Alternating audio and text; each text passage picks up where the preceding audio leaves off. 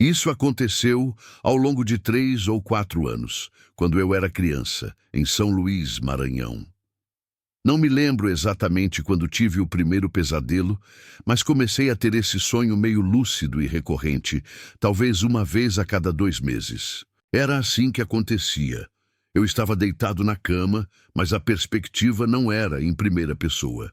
Eu me via do teto, como se estivesse observando meu quarto por uma câmera de segurança.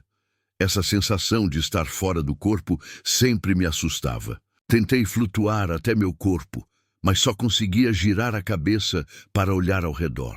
Eu sabia que era um sonho, mas isso não diminuía o medo. Depois de me acalmar, notava coisas estranhas no quarto. O relógio digital no criado mudo contava os segundos ao contrário, o que era o primeiro detalhe esquisito. Depois disso, percebia outros elementos estranhos, desenhos feitos com giz de cera colados em pontos aleatórios nas paredes e na cômoda. Não me lembrava de tê-los feito e eu não era de desenhar. Eles sempre mostravam uma fileira de pessoas, de mãos dadas, sorrindo, com uma figura menor que parecia ser eu, em frente a uma casa com telhado azul. Não consigo lembrar mais detalhes dos desenhos. Outro detalhe marcante era um trenzinho de brinquedo que aparecia em um lugar diferente, no chão do quarto. Isso era significativo porque eu tinha perdido esse brinquedo anos antes. Depois de observar o quarto por um tempo, sentia uma vontade inexplicável de olhar pela janela. Quando olhava, um homem aparecia a poucos centímetros do vidro, com cabelos grisalhos curtos e um corte na testa. Ele me observava dormir por alguns segundos e começava a arranhar a janela, como se tentasse abri-la. Geralmente era quando eu acordava, às vezes corria para a janela, outras ficava paralisado de medo, mas sempre verificava, esperando encontrar marcas ou algo assim, embora nunca houvesse nada. Após a 4ª vez, contei aos meus pais, João e Maria. Minha mãe disse que sonhos recorrentes eram normais na minha idade e meu pai lembrou que eles estavam no quarto ao lado se eu precisasse. Assenti, mas não me senti melhor. Meu pai, percebendo meu medo, me levou para verificar o quintal. Não havia pegadas ou marcas na janela, mas isso não me tranquilizou. Tive esse sonho umas 4 vezes em um ano, a cada 3 meses aproximadamente. Depois do 4º sonho, eles pararam por quase 6 meses e achei que tinha acabado. Mas numa noite qualquer, o sonho voltou, idêntico. O relógio, os desenhos, o trem. Só que dessa vez, a janela do quarto estava aberta. Acordei paralisado, por uns 5 minutos, sentindo frio, como se a janela estivesse realmente aberta. Meu cérebro gritava para eu verificar, mas eu não conseguia me mover. Quando finalmente me levantei, confirmei que a janela estava trancada. Não dormi mais aquela noite. Nos meses seguintes, comecei a pensar no sonho toda noite, tentando me preparar para não sentir medo. Surpreendentemente funcionou. Na próxima vez que tive o sonho, não fiquei tão assustado e nem chequei a janela. Quando tive novamente, já não sentia medo. Ainda assim, contei aos meus pais com mais detalhes. Ao mencionar o corte na testa do homem, notei uma mudança no comportamento deles. Meu pai perguntou se eu tinha certeza do corte, e eles trocaram olhares, como se soubessem de algo. Dias depois, meus pais me contaram que, quando eu era muito pequeno, um amigo do meu pai, chamado Antônio, cuidava de mim às vezes. Não era tio de verdade, apenas um amigo próximo de Recife, onde morávamos antes. Ele esteve presente quando eu era bebê, mas houve um desentendimento grave e meu pai o proibiu de se aproximar de nós. Disseram que Antônio tinha uma cicatriz na testa de um acidente de carro. Não conectaram os pontos diretamente, mas eu fiz a ligação. Mais tarde, meu pai sugeriu que os sonhos poderiam ser meu cérebro processando memórias antigas de Antônio, de antes de eu formar frases completas. Ele disse que eu gostava muito de Antônio, chorava quando ele saía e queria que ele lesse histórias para mim. Não tenho nenhuma lembrança dele. Os sonhos diminuíram depois disso, acontecendo apenas 1 ou 2 vezes no ano seguinte. Mas, no 4º ano, algo sombrio aconteceu. Após acordar de um sonho, olhei pela janela por hábito e vi algo se mover do lado de fora. Gritei pelos meus pais, e meu pai correu para o quintal descalço. Ele voltou sussurrando com minha mãe e me mandaram ficar no quarto deles enquanto chamavam a polícia.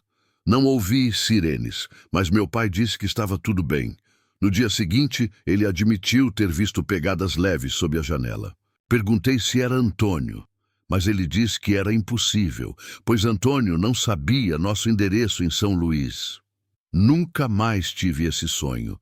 Meus pais evitam falar sobre isso, e eu não insisto. O que me assombra é a possibilidade de alguém realmente estar me observando pela janela durante aqueles sonhos. Não sei se era Antônio ou um estranho que meu cérebro associou a ele.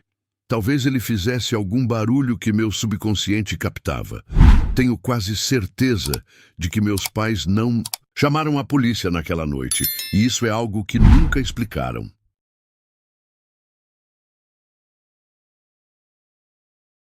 Sou de Belo Horizonte, Minas Gerais, e adormeço ouvindo algum som para relaxar. Às vezes, um podcast sobre astronomia, outras uma gravação de chuva. Isso influencia meus sonhos, que são muito vívidos. Se ouço algo sobre futebol, sonho com futebol. Essa técnica me ajudou a evitar pesadelos comuns na infância. Algumas semanas atrás, durante uma festa do pijama na casa do meu amigo Lucas, em Contagem, não usei sons para dormir, já que estávamos em grupo. Éramos eu, Lucas e Mateus, dormindo na sala de estar, cheia de sofás confortáveis, enquanto os pais de Lucas estavam viajando. Naquela noite, tive um sonho vívido. Eu estava em um veleiro no mar, com ondas agitadas e um céu roxo-cinza. O vento uivava, mas não era assustador. De repente, o barco bateu em algo, a vela caiu e água jorrava pelo fundo.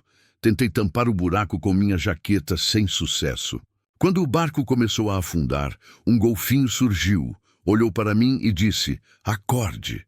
Acordei imediatamente, lúcido, mas confuso. Tudo parecia normal na sala, com meus amigos dormindo. Então, percebi um som de água corrente vindo do andar de cima, como uma mangueira. Isso explicava o sonho com o mar. Subi as escadas lentamente e o barulho aumentava, vindo do banheiro. A porta estava entreaberta e vi a torneira da pia totalmente aberta. Não fazia sentido ela estar assim sozinha. Ao me aproximar, hesitei. O banheiro tinha muitos pontos cegos, como a banheira e o canto do vaso sanitário. Senti um frio na espinha e desci correndo para acordar Lucas. Contei sobre a torneira e minha suspeita de que havia alguém na casa. Lucas, alerta, subiu comigo. Ele empurrou a porta do banheiro sem hesitar.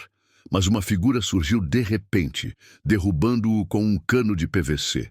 Reagi por instinto, jogando-me contra o intruso. Lutamos, e ele, maior que nós, se soltou e fugiu pelas escadas. Quando chegamos à varanda, ele já tinha sumido. A polícia chegou 30 minutos depois e encontrou uma janela aberta no andar de baixo, ponto de entrada do invasor. Sem câmeras, não havia provas. Disseram que era provavelmente um ladrão oportunista, mas achamos que não. Porque um ladrão abriria a torneira de propósito? Parecia uma armadilha para atrair alguém. Lucas acredita que o invasor sabia que seus pais estavam fora e esperava encontrá-los sozinho. Não gosto de pensar no que teria acontecido se eu tivesse ido ao banheiro sozinho.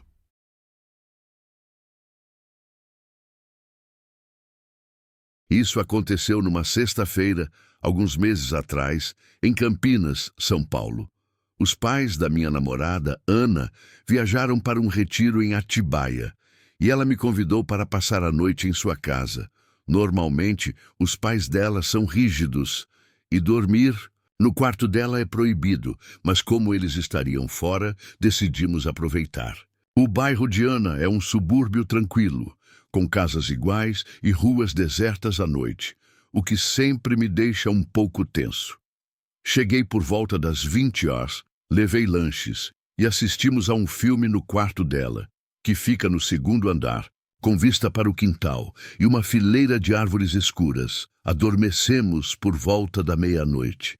Tive um sonho perturbador, um daqueles raros, falsos despertares. Acordei no sonho com o som de uma porta batendo no andar de baixo, seguido de passos rápidos subindo as escadas. Pulei da cama para confrontar o invasor, mas parei ao ver um feixe de luz amarela sob a porta do quarto. Fiquei hipnotizado por ele, e minha visão se estreitou até só enxergar a luz. Os passos se aproximaram e vozes começaram. Primeiro uma, depois várias, falando coisas pessoais e humilhantes sobre mim, segredos que nunca compartilhei. Parecia que meu cérebro estava sendo dissecado. Corri e abri a porta, mas as luzes da casa se apagaram e o ar ficou gelado. Cambaleei de volta à cama e então acordei novamente, ainda no sonho, com a mesma sequência se repetindo. A porta batendo, os passos, a luz, as vozes. Quando acordei de verdade, meu coração disparava. Ana dormia ao meu lado, alheia. Mas, ao olhar para a porta, vi o mesmo feixe de luz do sonho. Então, ouvi passos no andar de baixo. Percebi que estávamos sendo invadidos. Liguei para a polícia discretamente. Confirmei que a porta do quarto estava trancada e acordei Ana, pedindo silêncio. Após minutos tensos, a polícia chegou, arrombou a porta da frente e prendeu 2 homens mascarados. Depois, soube que eles invadiram porque viram uma postagem no Facebook sobre a viagem dos pais de Ana, achando que a casa estaria vazia. O que me perturba não é a invasão, mas o sonho. Como meu cérebro previu os passos e a luz? Ana acha que são questões subconscientes, mas não sei. O feixe de luz ainda está na minha mente como uma imagem gravada mesmo acordado.